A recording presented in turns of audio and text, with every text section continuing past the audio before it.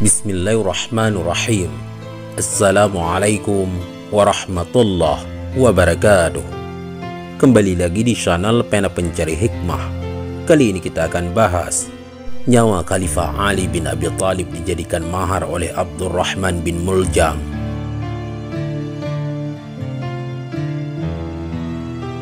Jangan lupa sukai video ini, komen, dan berlangganan, serta bagikan video ini agar bermanfaat bagi semua.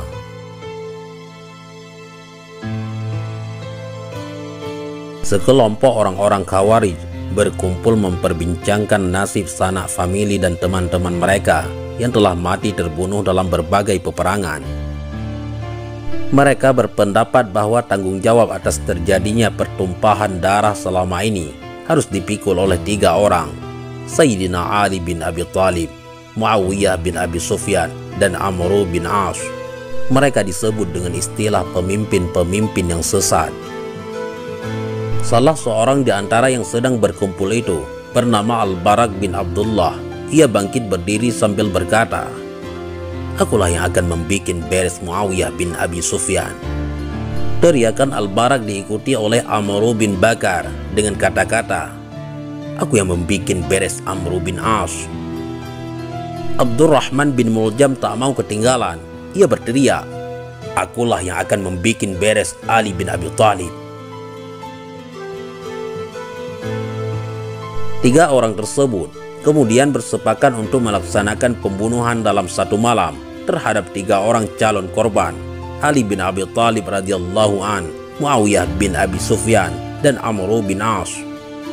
Terdorong oleh kekacauan akidah dan semangat balas dendam, 3 orang Khawarij itu bertekad hendak cepat-cepat melaksanakan rencana mereka. Berangkatlah Abdurrahman bin Muljam meninggalkan Mekah menuju Kufah. Setibanya di Kufah, ia singgah di rumah salah seorang teman lamanya. Di sana ia bertemu dengan seorang gadis bernama Kitam binti Al-Akhdar. Paras gadis ini elok dan cantik. Tidak ada gadis lain di daerah itu yang mengungguli kecantikan parasnya.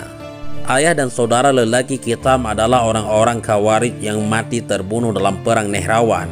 Waktu melihat kecantikan gadis itu, Abdurrahman bin Muljam sangat terpesona dan tergiur hatinya. Dengan terus terang ia bertanya kepada Kitam, bagaimana pendapat gadis jelita itu kalau ia mengajukan lamaran untuk dijadikan istri. Kitam ketika itu menyaut, "Mas kawin apa yang dapat kau berikan kepadaku?" "Terserah kepadamu, apa yang kau inginkan," jawab Abdurrahman bin Muljam. "Aku hanya minta supaya engkau sanggup memberi 4 macam," sahut gadis itu menjelaskan.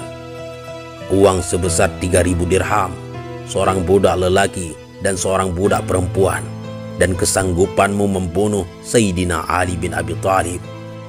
Mengenai permintaanmu yang berupa uang 3.000 dirham, seorang budak lelaki, dan seorang budak perempuan, aku pasti dapat memenuhinya," jawab Abdurrahman.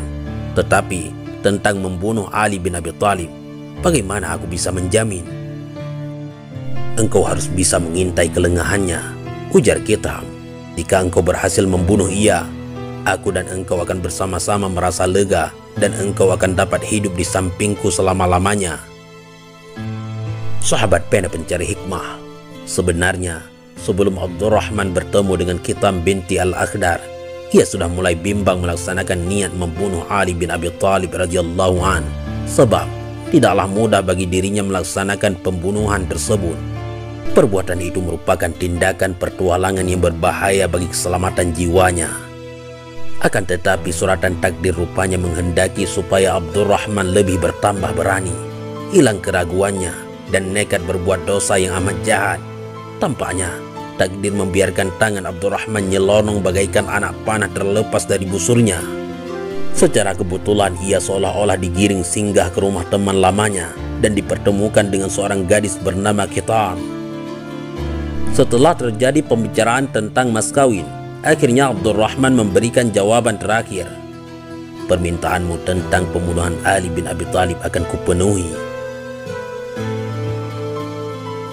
Sebagaimana yang telah kami ceritakan, tadi Al-Barak bin Abdullah, Amr bin Bakar, dan Abdurrahman bin Muljam telah sepakat hendak melaksanakan pembunuhan serentak dalam satu malam pada waktu subuh. Tetapi terjadi satu kebetulan yang agak aneh juga, karena tragedi yang ditimbulkan oleh 3 orang komplotan tersebut ternyata berakhir dengan akibat yang berlainan. Amr bin As secara kebetulan tidak mengalami nasib seperti yang dialami temannya. Pada malam terjadinya peristiwa itu, Amr bin As merasa terganggu kesehatannya. Ia tidak keluar bersembahyang di masjid dan tidak juga untuk keperluan lainnya. Ia memerintahkan seorang petugas keamanan bernama Kharijah bin Hudzafah supaya mengimami salat subuh jamaah sebagai penggantinya. Amr bin Bakar menduga bahwa Kharijah itu adalah Amr bin As. Amr bin Bakar segera menyelinap dan mendekat. Kemudian Kharijah ditikam dengan senjata tajam. Seketika itu juga Kharijah meninggal dan Amr bin Bakar sendiri tertangkap basah. Waktu dihadapkan kepada Amr bin As berkata kepadanya, "Engkau menghendaki nyawaku, tetapi Allah ternyata menghendaki nyawa Kharijah bin Hudzafah." Setelah itu ia memerintahkan supaya Amr bin Bakar segera dibunuh.